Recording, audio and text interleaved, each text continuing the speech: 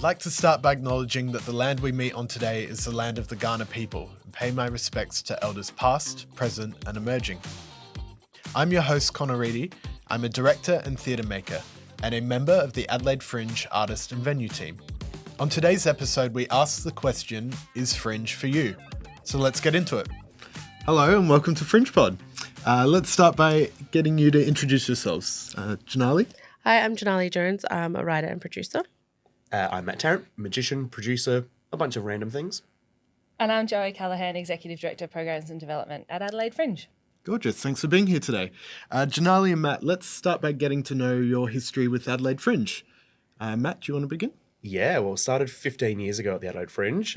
Started as a performer in other people's shows, and then it sort of eventually turned into I produce my own shows, direct them, and I guess over the last probably 4 or 5 years, slowly starting to produce other shows as well. So like Dom Chambers, London Calling, a bunch of other like rather large shows now, and that's kind of been my thing. And then the last couple of years also, I joined the Adelaide Fringe Foundation Board as well. So I'm trying to kind of do a whole bunch of different random things, and that is kind of my life. Yeah, cool. Gorgeous. And Jannali? So I'm a lot newer to Fringe. So I wrote and produced a play, Trails End, for the 2024 Adelaide Fringe. And I'm also a member of Fringe's external rap committee.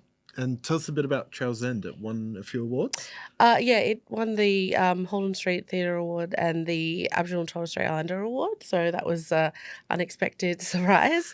It was fairly small. As it was my first time in Fringe, I just kind of wanted to ease into the process and not overcommit myself. So it was sort of a 2-actor play that I wrote last year, and it was just, about two brothers who are going on this camp, and it talks a lot about like family themes and grief and identity, and I thought it seemed to be received pretty well, so I was pretty happy with how it went. Yeah, congratulations. Thanks.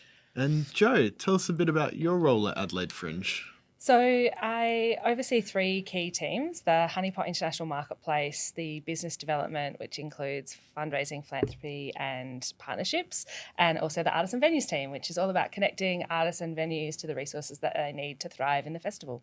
Yeah, gorgeous. And how long have you been with Adelaide Fringe now? 7 years? Yeah. Right. It feels like a long time though. I guess it is a long time. But I was also...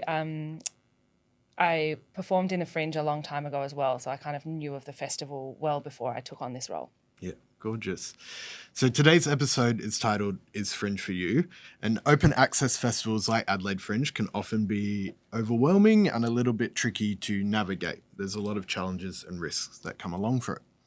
It's important to understand the model of Adelaide Fringe and to understand whether it aligns with creative pursuits. Maybe, Joe, we'll start with you. Why do you think it's important to begin with the question, is Fringe for you? I think Fringe as a platform can be really beneficial to independent artists and large producing companies. It offers opportunities to connect to audiences unlike any other in our country in terms of the scale and size that we operate in. But within that, it also has a lot of competition and is a difficult space to cut through if you don't have the time, enthusiasm, knowledge and money to engage in producing that work. So I think asking that question up front, why is Fringe for me, is about all of those things. Do I have the time to invest? Do I have the money to invest? Do I think that my work is going to find a place and an audience in the context of 1,400 other shows? And is this the best place for it at this time? I think those are really important questions.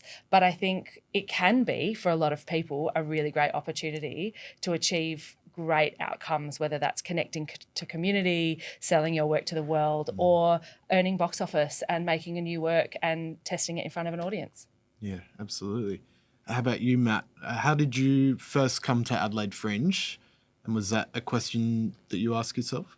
Well, I mean, I think the question that I asked myself originally is what I wanted to get out of my first Fringe. And I think a lot of acts come here and they have all these grand ideas and they wanted to do all these things at once. It's very difficult to do everything you want to do in that first year. So for us, I realized that no one knew who I was. I had no experience in doing this before. So for me, I don't think sales or money was necessarily a goal that I had for that first Fringe. So we went out there and went, well, if that's not a goal, then how do we do this and get the most we want out of it? And for us, it was kind of just getting into as many faces as we possibly could and to grow that brand. So we did a free show, basically. And we went out there and just performed in venues that we knew there would already be audiences. We did close-up magic, and the idea was just to build a brand for ourselves. Yeah. We made no money at that Fringe, but that was kind of what our goal was. And we actually had a really successful Adelaide Fringe. We won an award that first year. At the time, we were able to grab like 5,000 followers on Facebook, which was back then, 15 years ago, was a big thing. So that was kind of our goal. But I think if I went in there with the headspace of I want to do all these things at once, it just wasn't going to be achievable. So for us, we had like a 3 to 4 year plan. Yeah. And I think that was really important for us. And, now I've been able to take that first Fringe where I made no money, no one knew who I was, and now we do, 1,000 seats, 28 nights. So that's kind of been a long-term goal. So I think it does depend on like what your short, medium, long-term goals are as well, because the Fringe technically is for everyone. Yeah. It just depends on where you're at and what you actually want to achieve from that Fringe. Absolutely. How about you, Jannali? What were some of your goals when first coming to Adelaide Fringe? So for me, Fringe was really something that I wanted to do to help kind of further and develop my career as a playwright. So I've been writing for like over a decade, but it has usually been sort of long form novels. Like I've published a young adult thriller, but playwriting is such a different beast and you're kind of like relearning your skill as a writer. So I was part of a Yuriarkan festival in 2023, developing some of those writing skills. And after I finished that, I was like, really want to get into stuck into more playwriting and theatre and kind of keep the momentum going.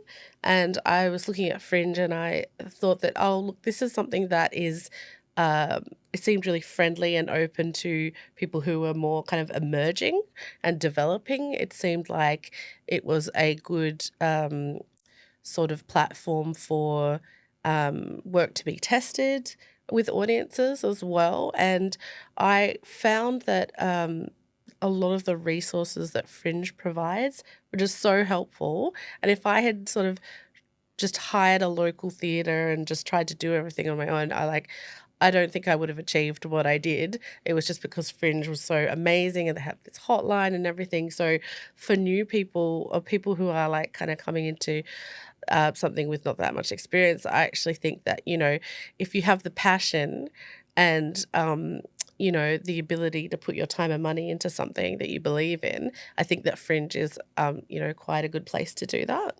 Yeah, absolutely. Joe, what are some of the reasons you see artists coming to Adelaide Fringe? Everyone is different. Every artist that I meet has a different purpose and a different reason for being there.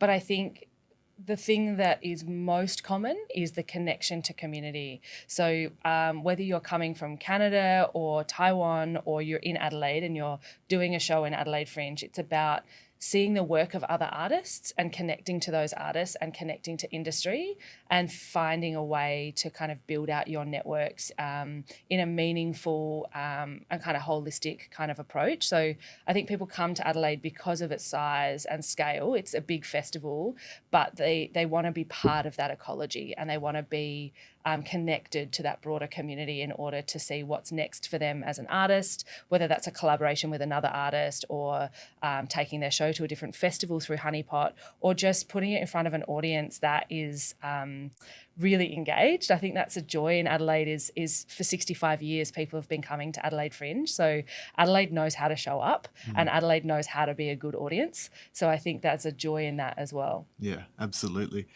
Matt, why do you think you keep coming back to Adelaide Fringe?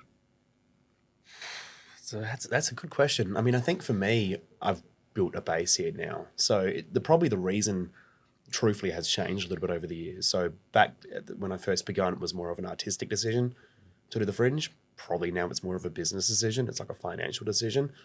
For me, it's a month of the year that I've now built a brand that I can come and do a month of shows and make a substantial amount of money off of that month. But the reason I get so actively involved in the Fringe is because I see young artists who have a similar opportunity to what I've had over the last 15 years, and I want to help them to provide that opportunity as well. So I do a lot of mentorship, I do a lot of support for young performers, and that's probably the most joy I get out of Fringe now, and that's probably why I've kind of moved into like a producer sort of role, because I love performing, and it's obviously great that I can come and do a month of work and, well, 6 months of work, but a month of shows, and provide, you know, some finance for my family. But I don't necessarily get joy out of that side of the world. So, you know, providing that support to young performers is now kind of that joy that I get out of it. And the Adelaide Fringe is like such a great opportunity for that. And as sort of mentioned, there's so many great resources. There's so many great just Facebook groups and community chats you can be in, and just like pubs you can go and visit and see so many artists and literally just try to understand what their pain points are. And as someone who's done this for 15 years now, I've probably experienced every high and low point you can, try to help them and explain how I got through that period and try to help them. So that's kind of why I keep coming back, on top of the idea that it's, you know, provides me some sort of income as well, which is nice as an artist. It's rare as an artist as well, so it's nice to have that. Yeah, nice. It's not always big success and highlights. It can be difficult, and there can be a lot of risk involved. Jannali, maybe if you could talk to some of the difficulties you found participating in Adelaide Fringe. Yeah, well, I'd never produced anything before, so it was this really massive learning curve for me.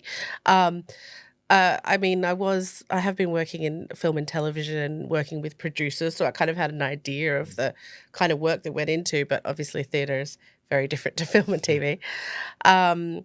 And I think just for me also, because I was, particularly in the beginning and through a lot of it being kind of the boss and employing people, it was quite stressful. And if I had to do it again, I would definitely find more people to delegate tasks to. So it's about like kind of finding that balance of what you can and can't do and what your budget is, and just balancing everything. But yeah, it was very stressful to me, and I had an outbreak of hives that lasted for about 6 months because of the stress. Wow. So that was definitely a challenge. But I think that you know, it's definitely manageable if you come in with a plan, and particularly if you've got support as well. Mm-hmm. So I was trying to sort of save money by like kind of doing a lot of the stuff myself. But yeah, I think that's kind of like advice I would give to people who are starting out, is like don't try and do it all. Just get other people who, and it's always better when you bring someone on who has experience and knows what they're doing, and they'll like elevate the whole whatever that area is for you.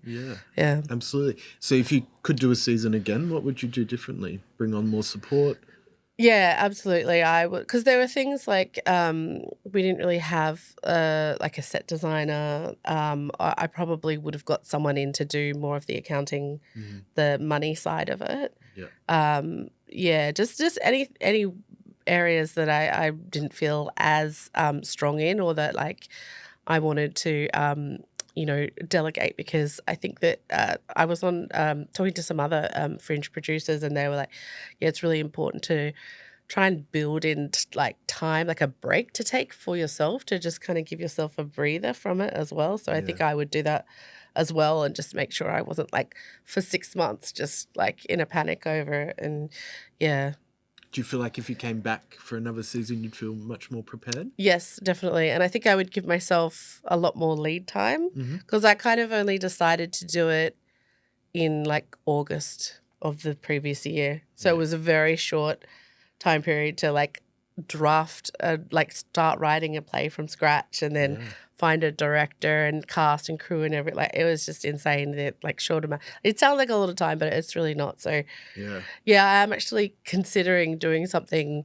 but it wouldn't be till like, next year, or the year, not next year, sorry, the year after that, or the following year, because I just think that giving a project more lead time when you're kind of working pretty much as a sole trader, like, and I'm also working a full-time job, you just kind of got to give yourself that space. Yeah, absolutely. I think often artists underestimate how much time is needed to prepare for an Adelaide Fringe season. So you're right, it's important to give yourself that kind of lead in. Joe, and maybe Matt as well, in your kind of role as a mentor, what common mistakes do you find artists making during Adelaide Fringe? I think the number one mistake is they finish their rego, forget about Fringe, and then turn up in February and are like, what do I do now? Yeah. So the bit of advice that I try and give as many artists as I can is do one thing every week and read the bulletins, because we will tell you all the things you need to do at the time you need to do them. But I think the assumption that when you finish your rego, you can like relax and go, okay, that's done, is the opposite. It's actually like that's the very beginning step. And every week you just need to keep chipping away at finding your audience, building your community, thinking about what you want to do next, writing your media release, making sure you've got good images, maybe doing a little, application for HoneyPod, all of those things. Keep thinking about it over that time. Yeah. It's that, like, it's planning, it's people. We overcommit ourselves naturally as artists because we try to do everything, and technically you can do everything to a point, but not if you're not planning it. So having whether it's a whiteboard or using an actual Trello board, which is a great website that I use for a lot of my stuff, and planning things out and making sure that you have these timelines and you get onto these tasks, because by the time you come around to January, February, which is when some people start to think about some things, it's far too late. And quite often I'll have people get in touch with me in December, January, and be like, hey, tickets aren't looking great, or we haven't done posters yet, or whatever. And it sucks, but the answer is quite often, like, if you're thinking about this now, scrap that idea because it's too late. We need to come up with another solution, because everyone else has been thinking about that from August. Posters is a silly example, but I get my posters printed and distributed in like November, December, which sounds wild. It's so early, but no one else is doing it at that point. Yeah. Whereas in February, March, everyone is doing it. Yes. So because I can think about that stuff earlier on, it just kind of means those things that I'm doing, the smaller things, are more effective than what they would be if I did it when everyone else is doing them. So being planned, prepared, and thinking about Fringe early on is just the most important thing to do. So right now is when you should be doing those sorts of things. Yeah. Jannali, how would you prepare for a successful Fringe season? How would I prepare for a successful Fringe season? I think that I would... Well, I mean, having the experience that I do, I'd definitely look back and see what I did and where I feel like I could have done better, and do that whole like lessons learned thing.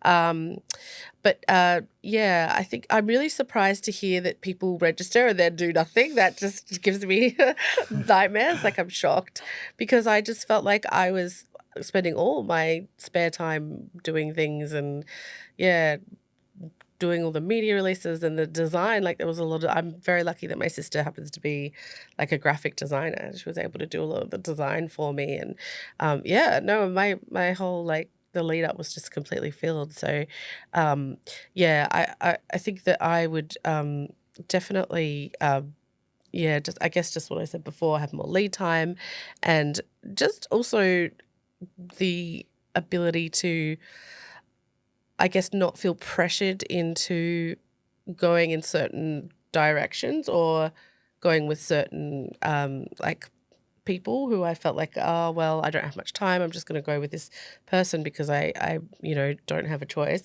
I think also, just like, at the end of the day, it's not just about getting your show on stage or your show out there as part of Fringe. It's about like making sure that it's something that you're proud of, and you want people to come and see, and you want people to like be talking about it, and that Fringe, it is very crowded, so you want something that's going to be able to draw people in and sell tickets. So the quality of your work, I think that has to be like, you really need to put that as a priority as well, not just the admin side of things. Yeah, absolutely.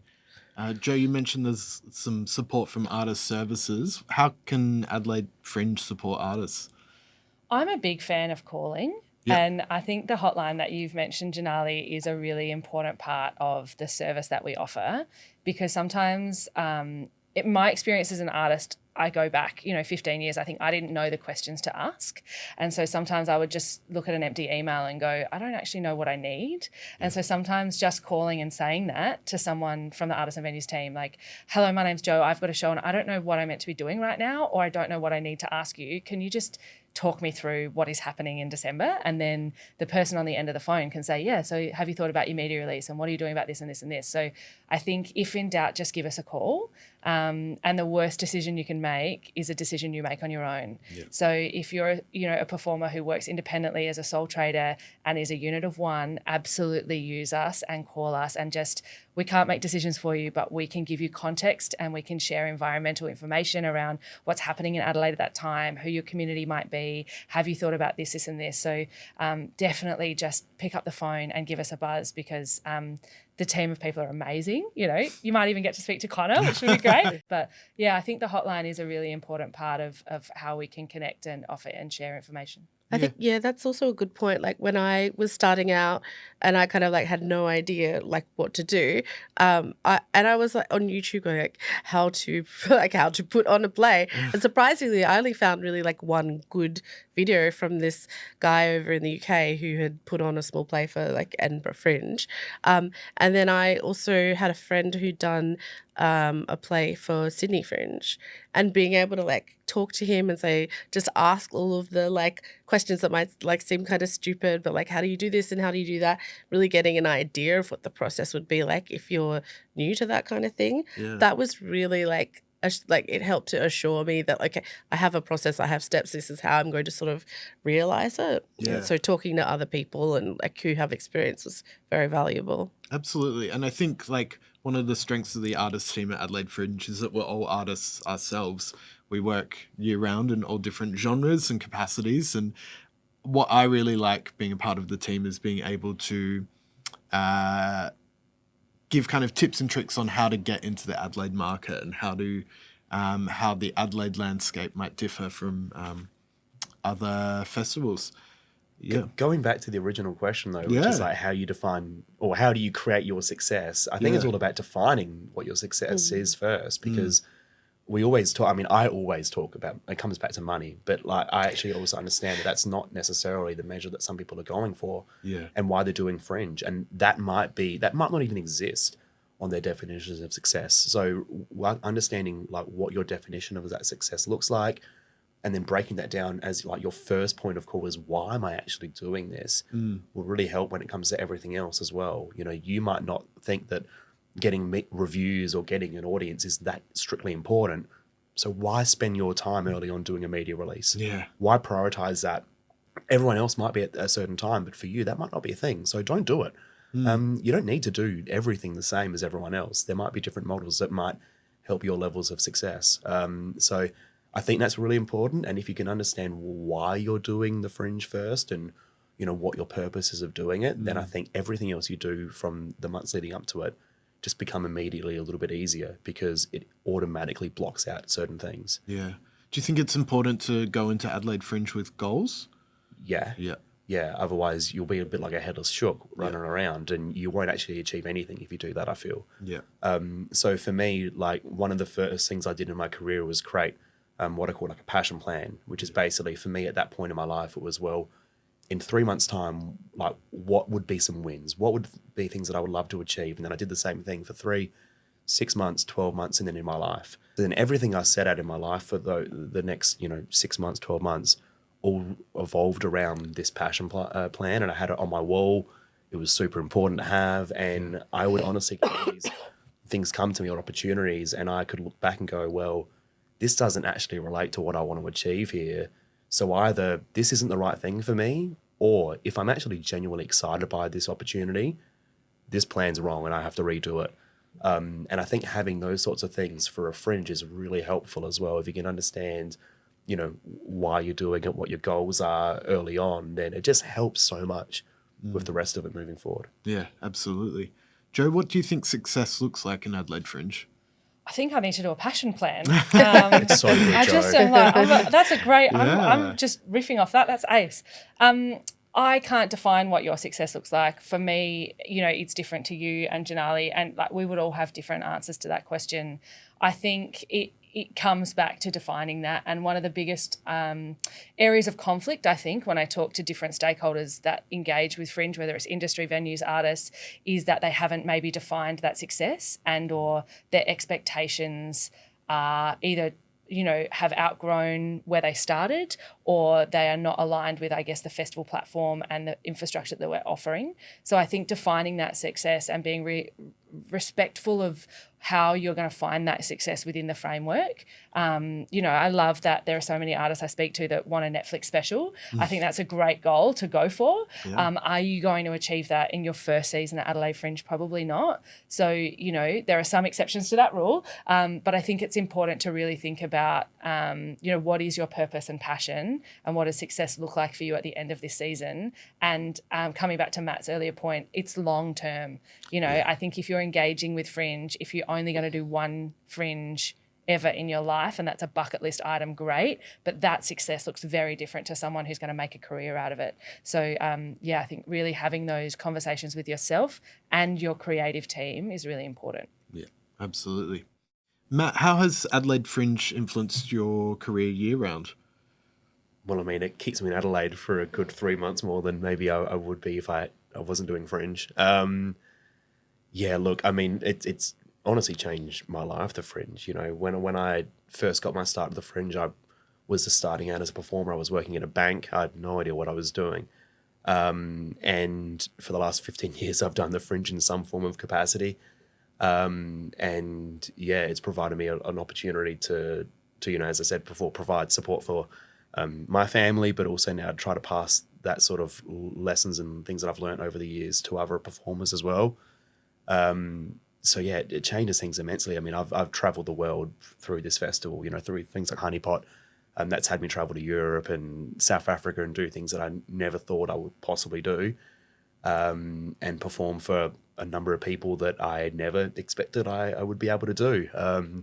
It's the Fringe has provided me so many cool things. I'm very grateful for that. And a lot of those things, though, they did eventually become part of my passion plan or part of my goals as well. So I think everything that I've achieved through Fringe has been generally through planning. There's been a few things along the way that have been weird that have come up, but for the most part, I think there was structure in the madness. And quite often people come to me and say, hey, I've seen what you've done and I want to do that. Like, I want to do Fringe next year and make serious money. And I'm like, well, you might, you could maybe do that, but I've been doing this for 15 years. So this isn't I didn't wake up one day and go, let's sell 10,000 tickets tomorrow. There's quite a lot of work that comes into it. So 15 years of craziness, and I'm tired. I'm meant to be taking next year off. We'll see. I always say that. So we'll see what actually happens. But I've now got an opportunity to provide, support through mentorship and producing other shows to help them learn those same lessons. And that's kind of where my life is now, and I'm super excited for that. Yeah, nice. Jannali, what's come from your Adelaide Fringe season? It's really opened up a lot of opportunities for me, actually, and opportunities to potentially develop other work overseas as well.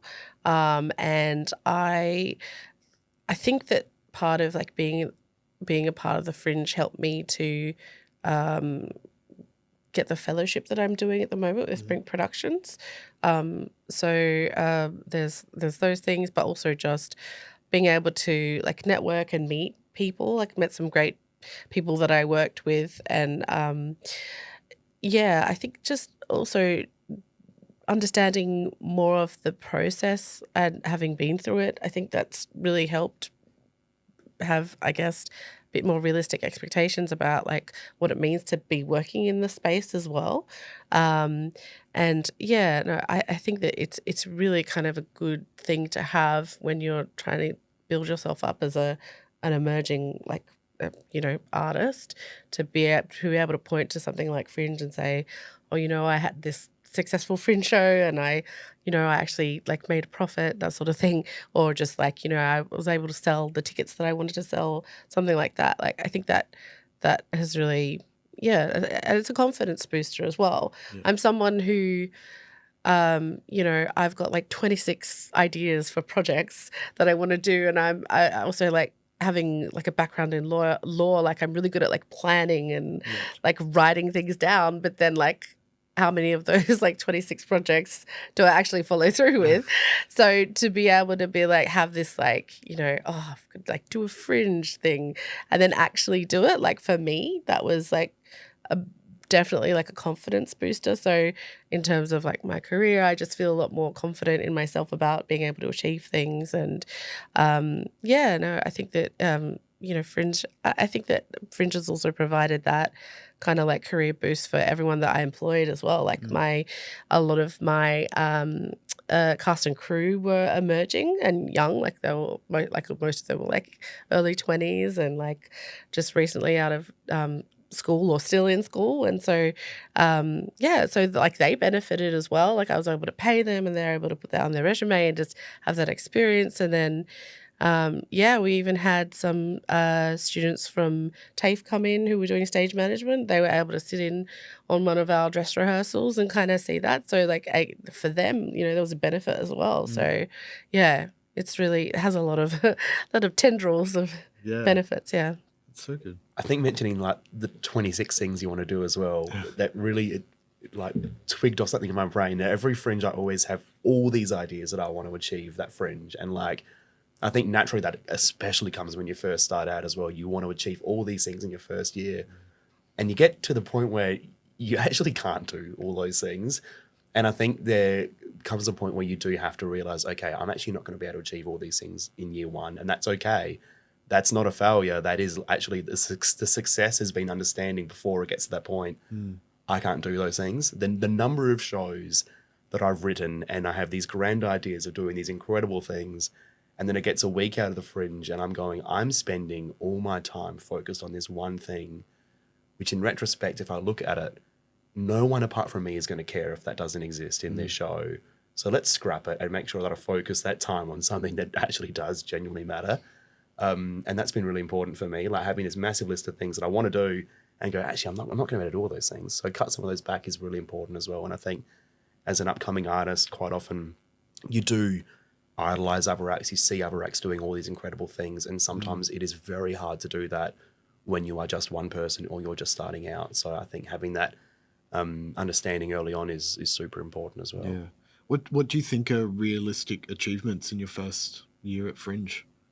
Surviving it. And again, it does really come back to like, I guess what your goals are, but I think having like one or two realistic goals is super important. And like, you know, if you do come back to, you know, making money as well, that's a really hard goal to have.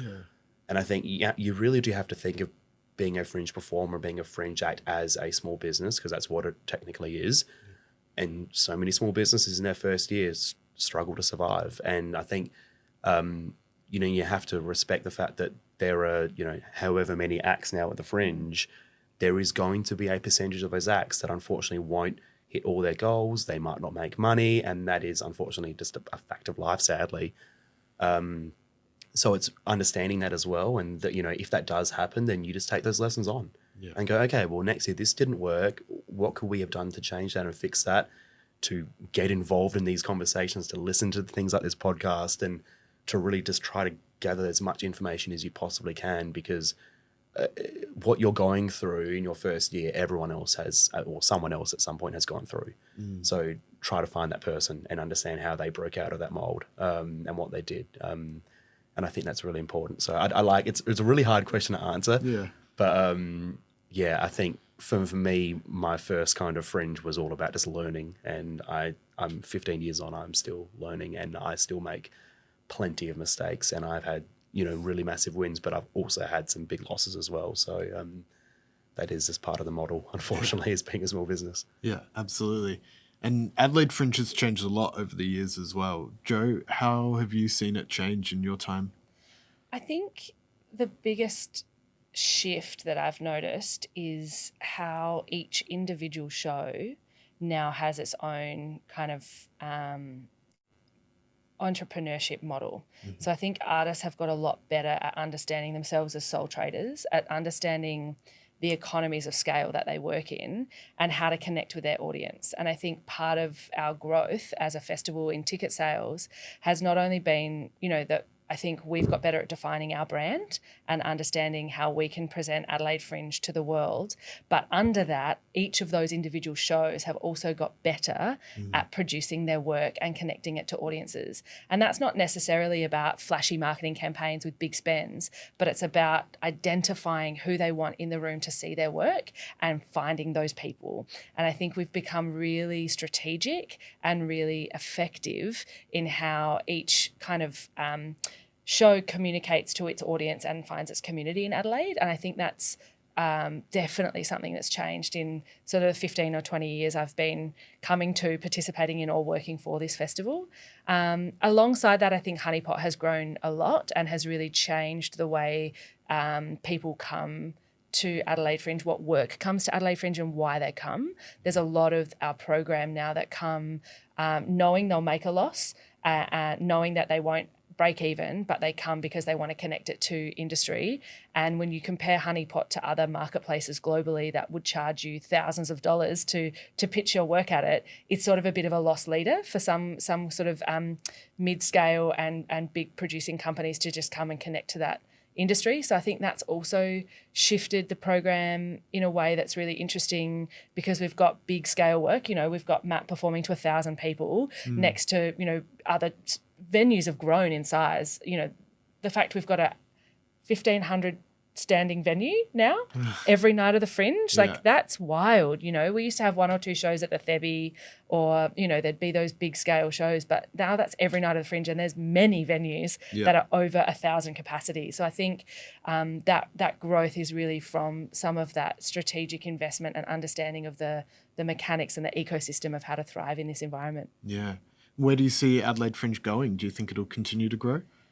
I think we will continue to increase our ticket sales, and I guess I hope that it's not about more tickets available, but that we sell more of the available tickets. So I don't necessarily think that we'll grow with more shows and more venues and more and more and more. But I think the interesting thing for me is the growth in how many tickets in our inventory we sell. So I think we hit 48% this year. 10 years ago that was in the 30s. If we can get that in 10 years' time to be 60% of all available tickets sold, that's a dream, and that's what we're aiming for. Yeah, gorgeous. Okay, tough question, Joe, but bringing it back to the title of the episode, Is Fringe for You? Who do you think Adelaide Fringe is for? Adelaide Fringe is a space for people who want to tell their story their way, have cultural and creative autonomy in how they present it. They can choose where, when, how, what, and who comes in some instances. At this point in time, we have an ambition through Arts Unlimited to make Adelaide Fringe the most inclusive festival in the world. And I hope that Adelaide Fringe can be for everyone that wants to participate.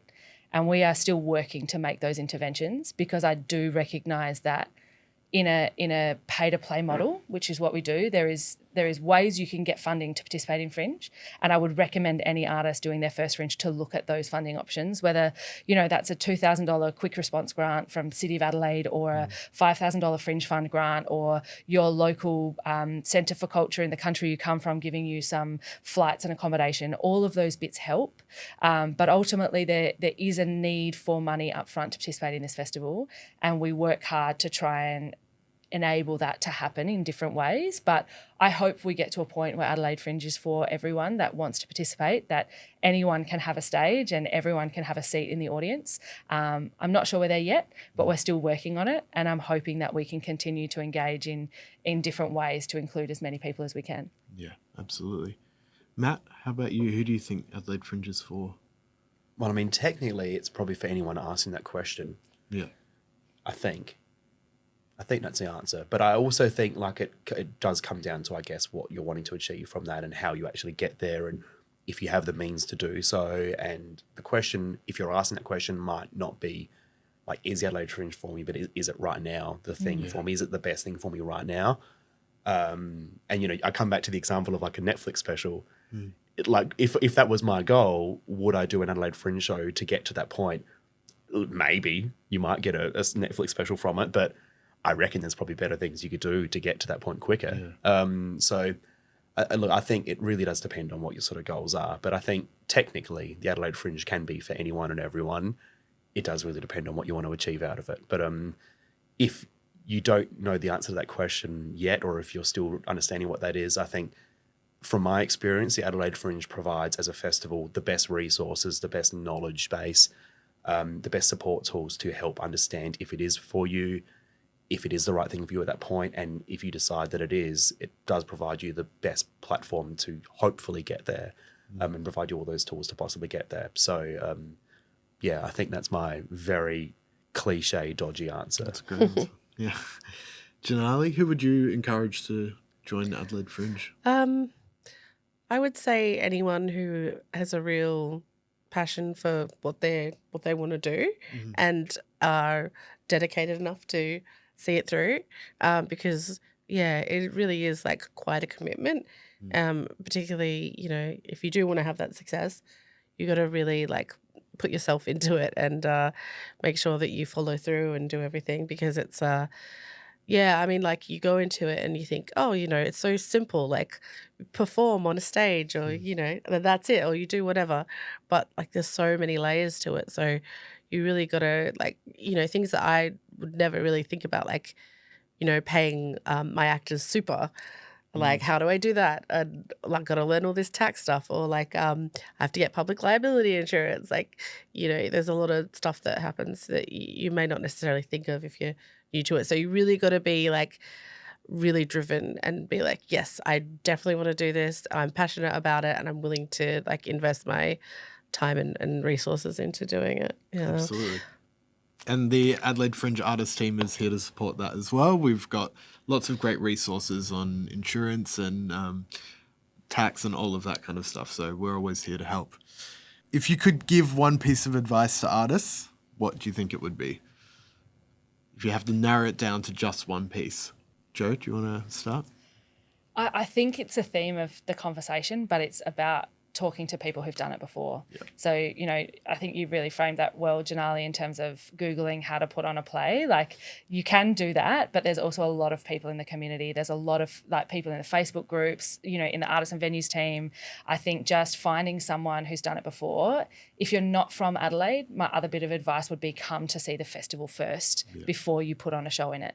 Just come, let us know you're here, like write to the artists and venues team and say, I'm thinking about coming to Adelaide in 2026, but I'm going to come and see the festival in 2025. Can you let me know if you've got time to meet? And we can, invite you to Fringe Works. You can come and talk to some artists. And so I guess that's probably my bit of advice is make sure you understand the festival you're bringing work to before you bring work to it. Yeah. How about you, Matt? Yeah, I mean, like understanding the who, what, why, how, get your brand together, plan together. I think it's kind of that overall kind of package of just have an understanding of like, the whats and the whys and all those sorts of things is super important first. And I think that's always the first point of call that I say to any artist when everyone speaks to me, hey, like, well, like, who are you? What do you do? What does your brand look like? Like, what do you want to achieve? That's always the first thing I want to get from someone. So I think putting that together, if you don't know that, if you can't answer any of those questions in a very simple one sentence answer, put a bit of work into that. I think that really helps.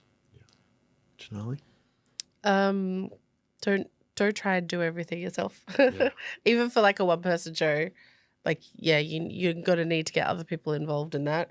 And I think that like your performance will benefit from having other input and people helping you with things. So and just as I said before, just kind of take some of the stress off when you involve other people, even if it is just chatting to others about like what works and what doesn't. So that would be my advice. Don't try and do it all by yourself. Yeah, absolutely. It's a team effort for sure. Matt, is there something that surprised you about Adelaide Fringe? Look, that's a very good question. I've been surprised by a lot of things in the Adelaide Fringe, and there's been a lot of really interesting things that have come from this that I didn't expect. If you asked me originally if I would be traveling to South Africa as part of a comedy festival, as someone who's not a comedian, I would probably say no. Now I've now taken from the Fringe, I'm getting things like cruise ship bookings and stuff, and all these weird, wonderful. I've done reality TV from Fringe. I applied for Survivor, and turns out the auditions were during the Fringe. So the producers came to meet me and saw my posters everywhere and went, "Oh, this guy's kind of like got a brand here. Let's get this dude on." So it's these weird sort of things. So I think when you say yes to an opportunity like the Fringe, there are some random cool things that can come from it sometimes if you're willing to accept those weird, cool opportunities. So that was probably the thing for me. But yeah, the Fringe is like, every year the Fringe is a challenge for me as well. And I think I am one to definitely overcommit myself. I do almost everything myself. Even now, 15 years on, there's only really one extra person that I get to help. And that is an issue that I have. And that's not what I would recommend anyone to do. But I think for me, I'm still surprised constantly that I managed to do it. And now I do it to this level, and then I can do it. And, it's taken 15 years to get there, so it wasn't easy. But yeah, that's probably the most surprising thing for me as well, was that someone who, when I first got into this industry, I wasn't a performer. I still don't know if I even would call myself a performer. And I wasn't a producer. I didn't have these skills, and I've been able to learn those things through things like the Fringe resources, but also just seeking support and seeking resource and seeking information has been really surprising that it is out there if you do look and find the right places. I've gone on a real broad spectrum for surprising things there, but That's great. my answers are often surprising. So On brand. So what happened with the Survivor thing?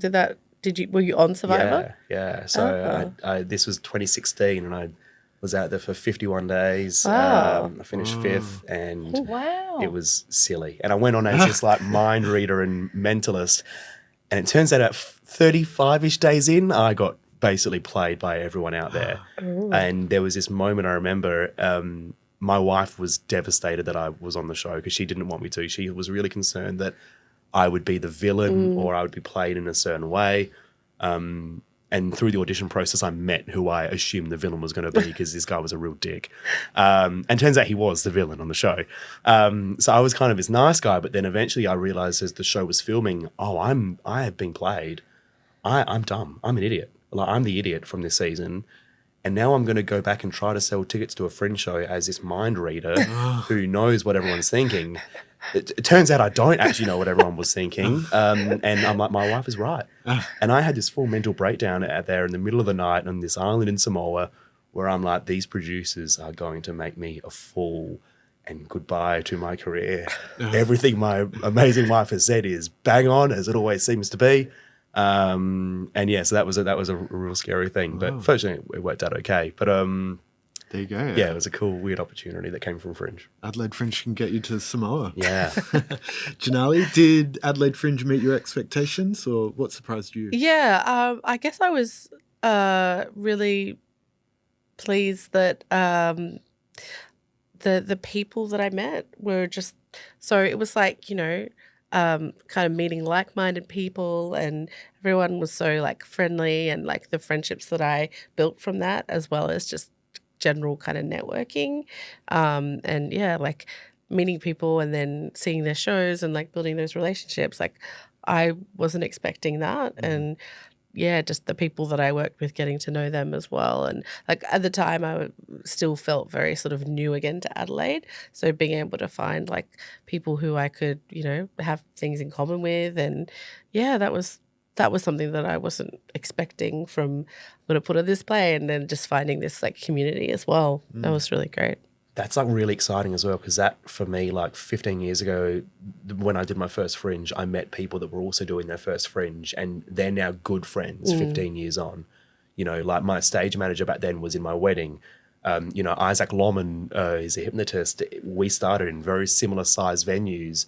We were no ones, and we sort of grew to this size together, and it was on that sort of journey. We sort of helped each other grow. And I think that's something you actually can really gain from Fringe as well, is that people in your venues, the people that are going into these sessions together, they're all in the same boat as you. And it's really cool to watch these people grow. And, over the years, I've got so many friends from Fringe that I look at now and go, wow, like, I'm so proud of these people, you know, people that have become my friends through this experience. That's really cool. And I think that's like a common consistency that happens throughout this Adelaide Fringe. It's a loving, big, warm hug every time you come here, and, you know, you get to the Fringe and you see all your friends again and you're like, what have you been up to? Like, I follow you on Instagram and you're doing some really cool things, and let's talk about that. And that's a really cool thing that happens every year now for me. That's great that Adelaide Fringe can foster that kind of community. Jo, does Adelaide Fringe still surprise you? It does, and it surprises me in the resilience of the community that I work in, you know, and I think I am so grateful to do the job that I do, and I get to talk to so many artists and venues and kind of people that collaborate with us every day, you know, and I meet with artists that have come from the other side of the world to do 6 shows and sold 6 tickets, and the conversation isn't about woe is me. The conversation is about I've learned a lot from this, and this has actually been really important to my growth in this way and this way and this way. And I would do things really different next year. And I know the mistakes I made, but as a learning, this has been prolific. And to have that level of, I guess, understanding, self-awareness, but also resilience to know, hey, I made some mistakes, but I won't make them again, and I'm going to come back next year, I think is just extraordinary. And that shouldn't surprise me anymore, but still every day I have conversations and I think, wow, like, you're an extraordinary human. And I'm just so enamored by everyone just telling their story and putting their work on stages, because it isn't easy, but people continue to do it, and it's just such a joy. And it still surprises me, you know, even 20 years into this job, I feel like there's some resilience in this community, which is an amazing place to work. Absolutely. I think what I love about Adelaide Fringe so much is how closely we work with the artists, and we're always learning as well how best we can help and support the community. Thank you so much for joining us today. It's been a great conversation, and I look forward to seeing your Adelaide Fringe seasons in the future. Thanks for joining me. Cheers, mate. Thank you, Appreciate it. Connor. Thanks.